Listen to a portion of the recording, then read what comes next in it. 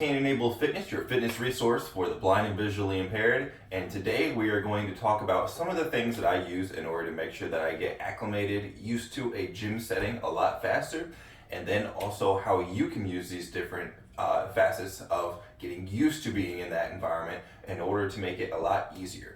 So I have some different groups of blind sports teams that I'm working with, and we're really focused on them being able to get used to the gym environment, used to being in the swing of working out enough so that once New Year's comes, we're not running into all these extra obstacles. So if you are trying to be a lot healthier, happier, stronger person throughout the year, and especially attend a gym in order to achieve that, this is going to be incredibly important for you.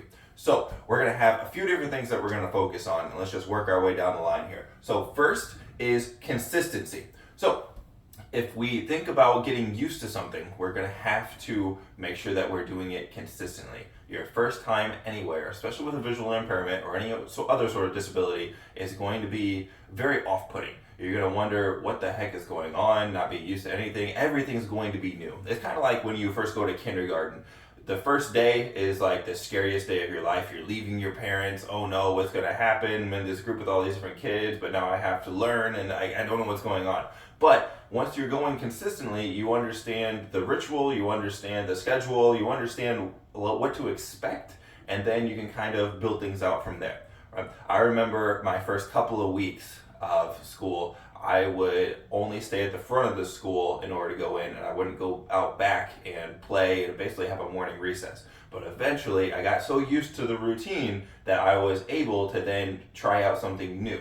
So that's going to blend into our next point, which is chunking. So if we think about chunking, that all it is learning in big chunks or little chunks, but just grouping things a little bit so that we're able to start understanding certain things before moving on to others. So I go to a pretty good sized bodybuilding gym. There is an Olympic lifting area, there's the locker rooms, there's a big powerlifting area, there's platforms, there's a bunch of squat racks, there's turf, then there's a bunch of machines, just it feels like an ocean of them.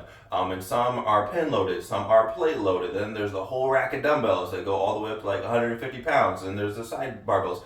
There's so many things. And I didn't know where half those things were my first day, and that was totally okay. I need to know generally what there is at a gym, and then I need to start picking chunks in order to start working on things. So if you go back on our YouTube channel and go to the 10 sets of 5 workout, that's actually a workout that you can just find a squat rack and then be able to do an entire workout right there. So go ahead and give that a try, and that is a good way to start chunking out, where you're used to the environment and you can ask the attendant where the bathroom is, so you know where that is, you know where the general squat racks tend to be, and you start getting used to that. Maybe you have to find some clips, and that's your extra little side adventure for that day, and then you get to take off. The next day, maybe you go in because you're being nice and consistent, and then you start thinking, I kind of want to do a little bit of machine work as well. I'm going to do some lat pull downs or something. So you're able to ask about that, get an idea of where that's at, how many there are, things like that, if there's different types of lat pull downs, and start working on how to operate with those. And then you go, I kind of want to do like a bench press machine as well. So you're able to ask about that and start getting a gist of where that is. Eventually you're going to find out, probably with the machines, they're kind of segmented by the leg machines, and then the back machines, and then like the pressing machines, and then some extra ones like a calf raise, and then the adduction for your thighs, things like that. And you're gonna understand, there's kind of a pattern here, and then you can kind of memorize those little chunks.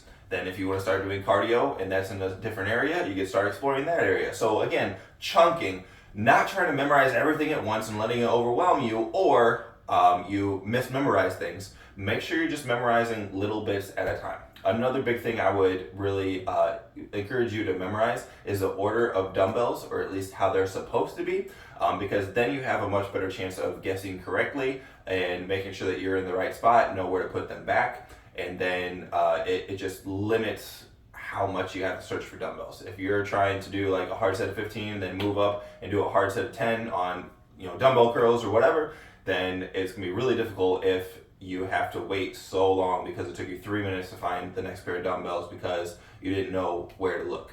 So moving on, we're going to think about technique as well, especially getting used to getting acclimated to the gym.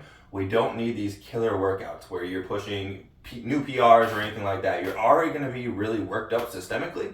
So we got to make sure that we are dialing in our technique and using that as a good solid workout that's going to set us up as a base for future.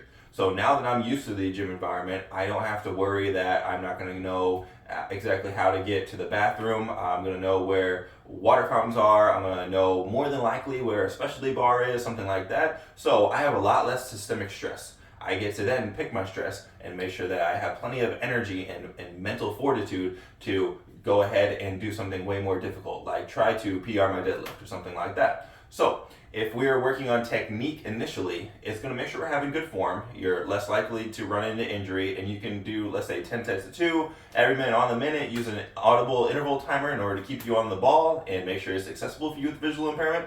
And then that is going to give you, again, a much bigger base of knowing how the equipment works, a lot more touches on the equipment as well, because then you're going to get way more used to that. You're going to understand how it feels, what techniques you should be searching for, and then be able to really thrive from there. So speaking of tactile techniques and cues, that's our last point. So if we want to think about how we learn as visually impaired people, it's not really visually anymore. And audibly is going to be incredibly difficult. You're going to pick up on different noises, and I can usually hear what kind of equipment or what kind of bar is being used or how much weight is on a bar that's being dropped, things like that. But that's going to take a lot of time, and it doesn't necessarily help you. What we want to do is focus on the tactile information that actually helps us. So if we think about different types of bars, and we're going to make a special video and put this on our Instagram actually, about what different bars feel like, so you're able to recognize those different bars, know what they're for, and then be able to move on quicker and use those special bars that your gym may have in order to get the best out of your workout. But other tactile information is going to be understanding how to move the pin on a machine. It's also going to be intrinsic tactile information, where we need to make sure that we're getting the right sensation. Again, this goes back to technique. On our squats, on our deadlifts, on any sort of row, you're able to make sure that your bicep is squeezing hard enough when you're doing like an inclined dumbbell curl. So searching for those tactile sensations are going to be incredibly important, and we actually have a specialty series called Tactile Tuesday all about that, in order to make sure that you're able to get used to different ways of feeling these tactile sensations to either serve as teachers of good technique, or to make sure that you're able to attack the right muscles appropriately, know where that muscle is, and how to do that.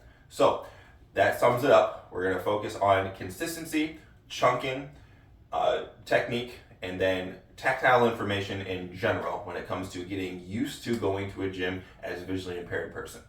As always, I really look forward to your comments and questions, so please let me know if you have any sort of special question, circumstance, or anything like that. I can definitely answer it for you, but also I can make sure that if it seems necessary to put it out there for the rest of the community, then I can also answer that in a separate video as well. Please like and subscribe in order to support the channel and help for more helpful fitness information to get out there for the blind community.